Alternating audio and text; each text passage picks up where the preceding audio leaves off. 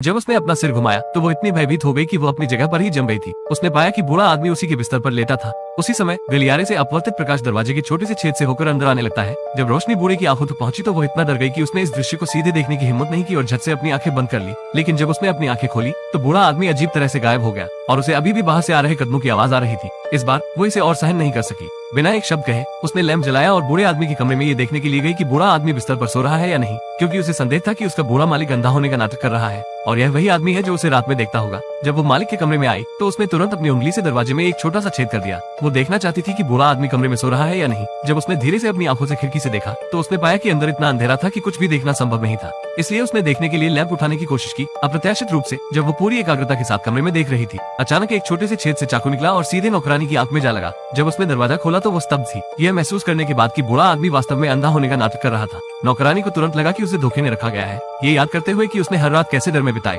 बिना एक शब्द कहे उसने एक चाकू लिया और उसे देखते हुए उत्तर पश्चिम की ओर भेज दिया। बूढ़ा आदमी चुपचाप जमीन पर गिर गया। नौकरानी ने भागने का विकल्प नहीं चुना, इसके बजाय वो सीधे बूढ़े आदमी के कमरे में चली गई और बूढ़े आदमी के अंतिम संस्कार की तैयारी करने लगी। लेकिन अप्रत्याशित रूप से उसके ठीक सामने जैसे ही उसके पैर गर्म पानी की तरह हो गए थे, आंगन के बाहर दरवाजे पर दस्तक हुई। यहाँ पता चला कि यह पादरी था जो अचानक वहाँ आ गया था। पादरी का यहाँ आने का उद्देश्य बूढ़े आदमी से मिलना था। नौकरानी ने जल्दी से समझाया कि बूढ़ा आदमी अब तक सो चुका है। पादरी को कल वापस आने को कहा, लेकिन ऐसा लग रहा था कि पादरी को इसके बारे में पता था और वो जाने के लिए अनिच्छुक था। संदेह पैदा न करने